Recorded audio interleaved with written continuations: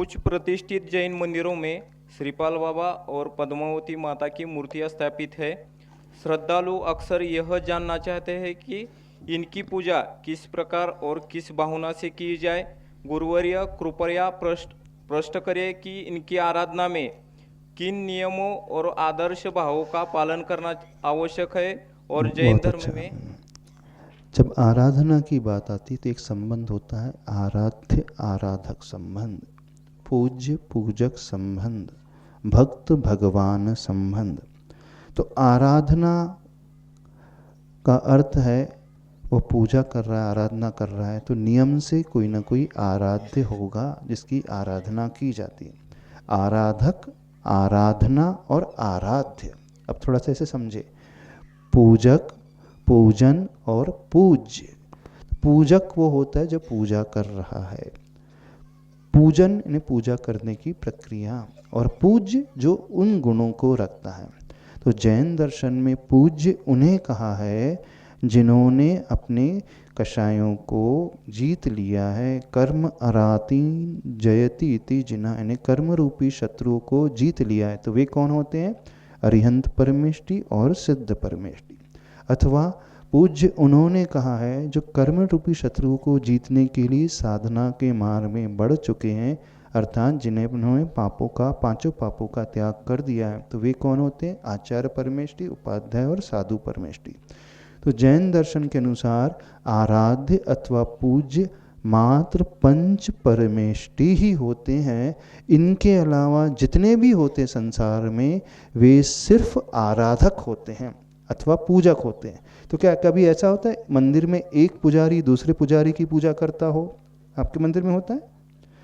मंदिर में पुजारी तो है, भगवान की पूजा तो करता है, लेकिन दूसरा पुजारी थोड़ा सा पावरफुल है, मान लीजिए करोड़पति है, सोना चांदी बहुत है, बहुत अच्छे आभूषण पहन करके आता है, बहुत अच्छे द्रव्य चढ़ाता है, उसके पास बहुत सारी विशेषताएं हैं, बहुत बड़ा नेता है, तो हमसे तो बहुत बड़ा है, तो इस कारण हम उसकी पूजा शुरू कर दें, ऐसा होता है? पुजारी कभी पुजारी की पूजा नहीं करता है, पुजारी हमेशा पूज्य की पूजा करता है। अब जो प्रश्न उठाया गया है वह प्रश्न कि वह यक्ष अथवा यक्षिणी जो नाम उसमें लिया गया है, हमें ये समझना है, थोड़ा सा दिमाग से सोचिए, वे पूज्य हैं कि पुजारी हैं? आप स्वयं सोचिए तो ये बात आएगी। वे देवगति के जीव हैं, और देवगति के जितने भी जीव होते हैं, चाहे वो देव हो अथवा देवी, वो तीन लोक के नाथ देवाधिदेव के पुजारी होते हैं, उनकी पूजा करने जाते हैं।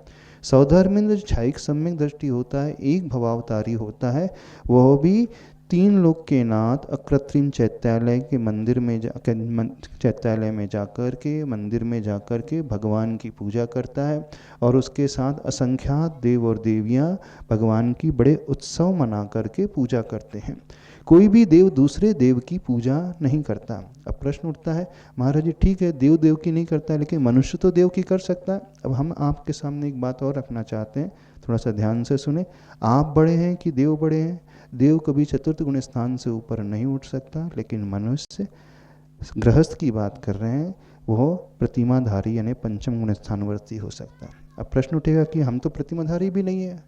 ठीक है, आप प्रतिमाधारी नहीं है, चतुर्थ गुण स्थानवर्ती यदि आपको अपने आप को मानते हो, तो कम से कम आपका इतना नियम तो है कि आप रात्रि भोजन त्याग कर लेते हैं, कर सकते हैं कि नहीं?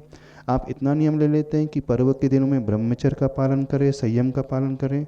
आप इतना भी कर लेते हैं कि योग्य पात्र को दान दे दें। अब देखना, जो तीन नियम आप अपने जीवन में अपना रहे हैं, इन तीनों में से देवतागण कुछ भी नहीं पालन कर सकते।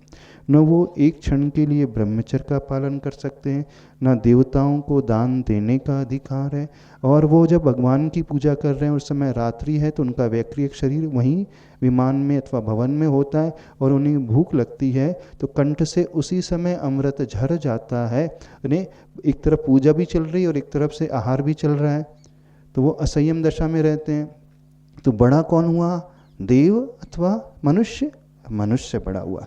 अब प्रश्न फिर आता है, लेकिन वो हमसे तो बड़े हैं।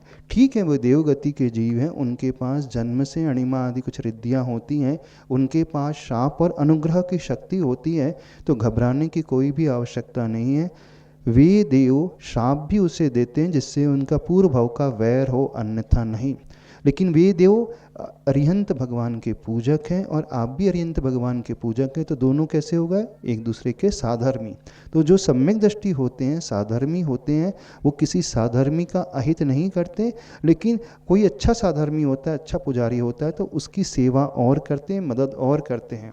जैसे आपके मंदिर में कोई अन्य पूजारी हो, आज बहुत अच्छा है, और उससे कोई आवश्यकता तो उसकी हेल्प करते हो ना, तो ऐसे वे देवता हेल्प अवश्य करते हैं।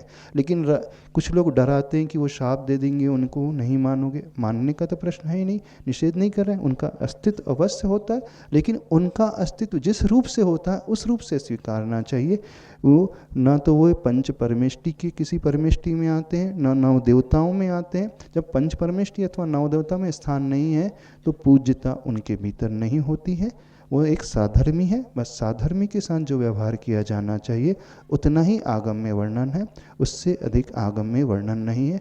तो किसी भी सम्यक दृष्टि जीव को डरने की कोई आवश्यकता नहीं है, बस अपना आगम का आज्ञा का पालन करते रहें और अच्छे से पंच परमेष्टि की श्रद्धापूर्वक भक्ति करते चले जाएं।